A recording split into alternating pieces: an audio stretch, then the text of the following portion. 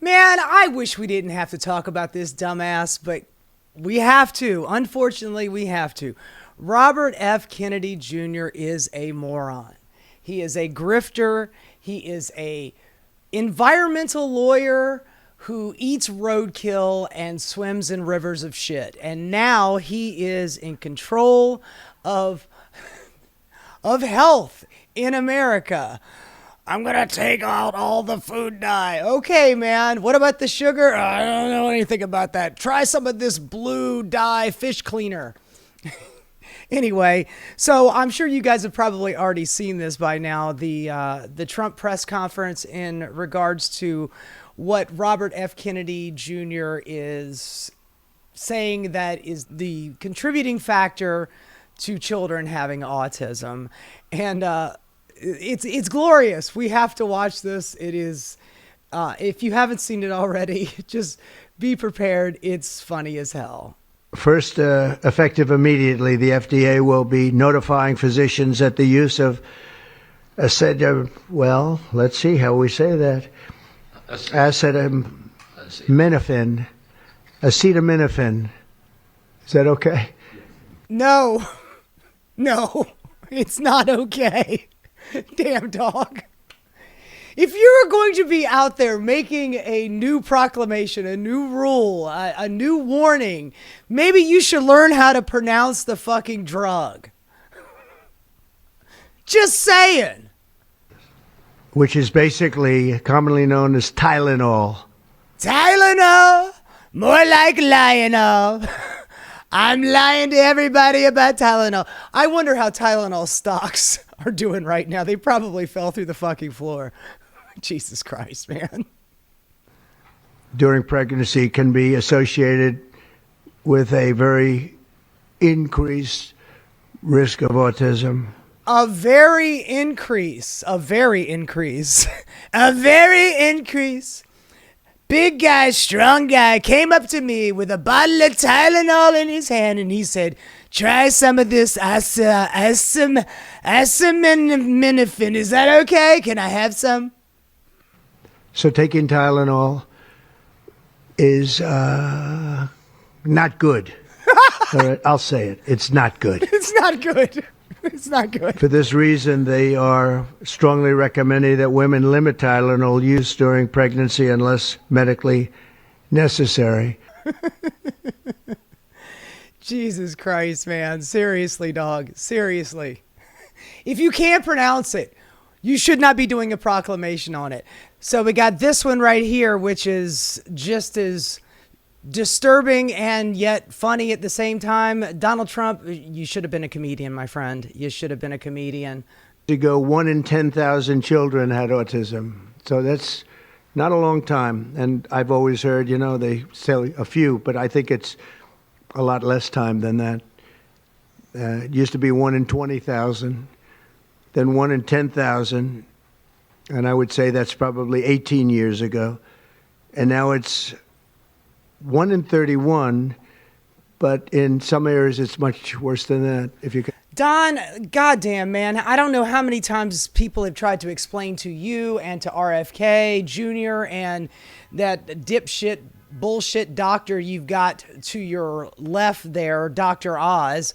I know. He was a surgeon at one point, and then he's became a guy that was hawking placebo bullshit on his show. The guy is full of shit just as much as anybody else standing up there. But for God's sakes, the reason why there are more people who have autism now is not because there is more autism. It's because we have been able to diagnose it better. In the past 30 years, there have been a lot of scientific and medical advancements that allow us to know who is on the spectrum. And that's why they call it a spectrum. There are some people with autism that are dealing with a severe case of autism, and then there are people who are perfectly functional. Unlike, of course, Robert F. Kennedy Jr. saying, you'll never pay taxes, and you'll never have love in your life, and your life will suck, and we need to do something about you. Maybe put you in a home. Fuck you, man. Fuck you. Ask questions. Everyone should be grateful for those who are trying to get the answers to this complex situation. Mr. President, there have been people for years getting answers to this. I just illustrated to you over the last 30 years the advancements in being able to detect autism. It's not like there haven't been people out there, scientists out there, doctors out there trying to figure out the cause of this. You think that everybody in the medical industry has been sitting around twiddling their thumbs, holding their breath, waiting for a miracle to happen? No, they've been doing research. Of course, under the Trump administration, we defund all of the scientific research. Fuck that shit. Science is woke.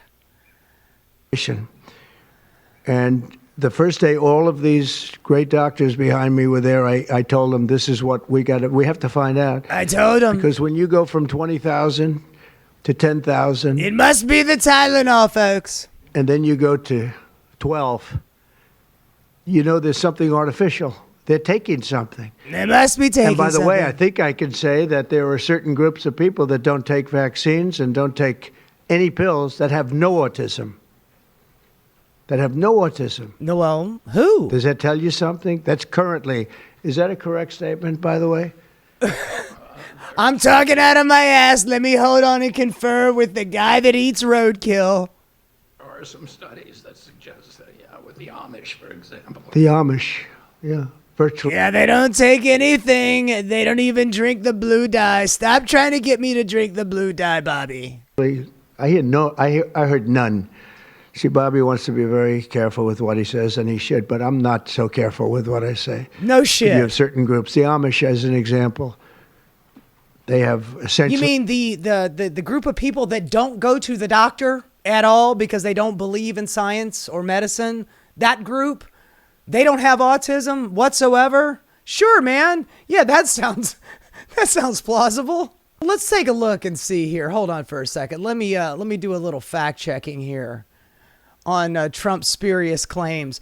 Are autism rates lower among Amish people? Trump cited Amish as a group within the U.S. who have virtually no autism within their community.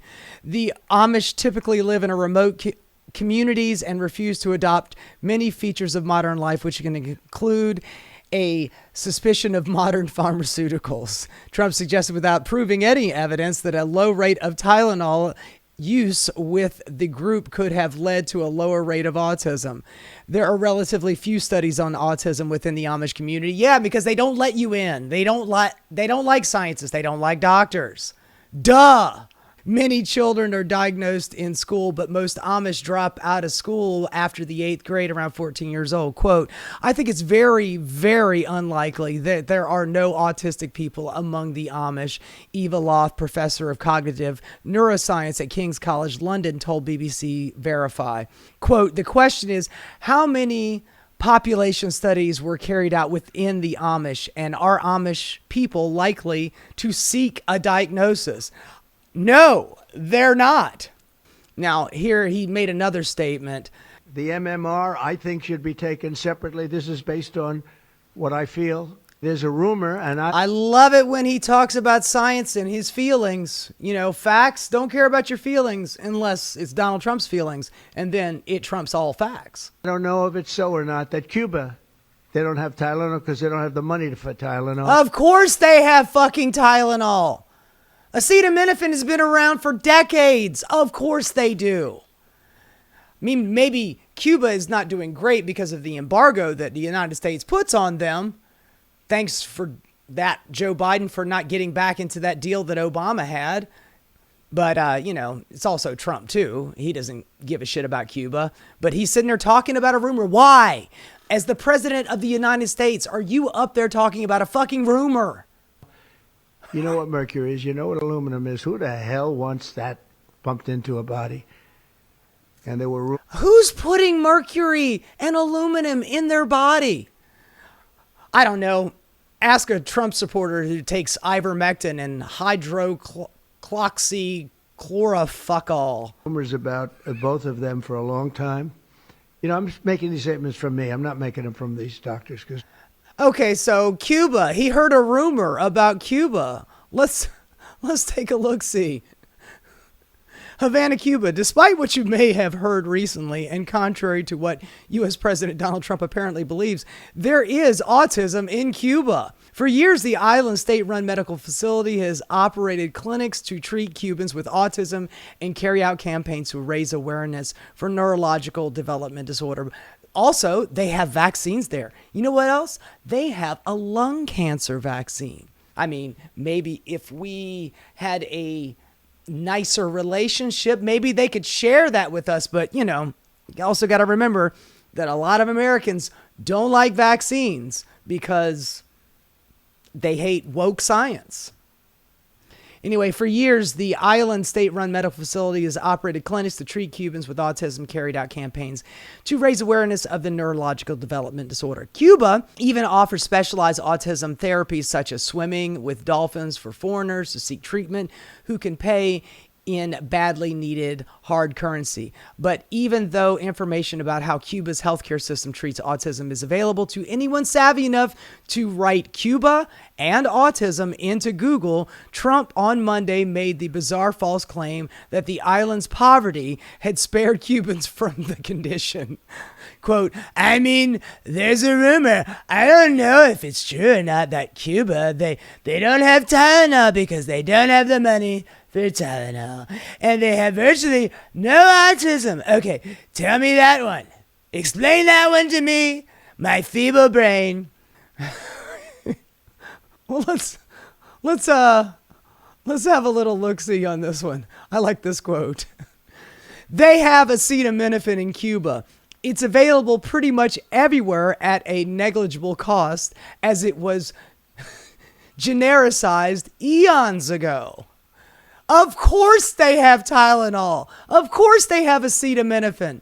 They actually have universal health care for their people. And their people take the vaccines because they don't think that the government is trying to fuck them and put a chip in them. Now, I also wanted to get to this. CBS News Primetime, they in this press conference keep citing this scientific study. And the co-author of the study is getting interviewed by CBS.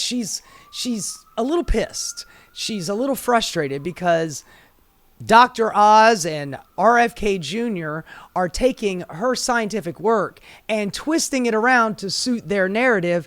So CBS reached out to the woman who co-authored this paper, and she's got something interesting to say about it. House, where President Donald Trump held a press conference focused on autism. During his remarks, he suggested a possible link between the use of acetaminophen during pregnancy and an increased risk of autism in children. Today, I spoke with the co-author of a study published last month in the journal Environmental Health. Now, the research linked prenatal use of acetaminophen to an increased incidence of disorders from autism and ADHD. But today, Dr. Ann Bauer stressed to me that the link she found requires a lot more research. The risks that we identified were modest, particularly for short-term use. When we see the highest risk is for people who use it for an extended period of time. So I don't think that mothers should get hysterical if they're pregnant and have used it for a day or here or there. But they should not be using it as the first line of defense of any minor discomfort that they experience. They should be trying to use non-pharmaceutical interventions first. But it has its time and its place. While we strongly support precaution and warning pregnant women about the use of acetaminophen during pregnancy for things like nuisance pain and mild discomfort, acetaminophen is really one of the only tools we have for pregnant women. They are not allowed to use ibuprofen or aspirin during pregnancy. And things like high fever and extreme pain can cause severe outcomes and harm fetal development. It's like the COVID vaccine. All of the crazy right-wingers out there are saying that you're getting heart conditions because you're taking the vaccine. But what they are failing to realize is that if you get COVID, the factor on your heart is 10 times worse than what you're getting from the vaccine. It's like getting the flu vaccine and you get a little sick for a day or two. It's a hell of a lot better than getting 2 weeks worth of flu. And since women cannot take ibuprofen or aspirin and they have high fever, a high fever can be really, really detrimental to an unborn fetus.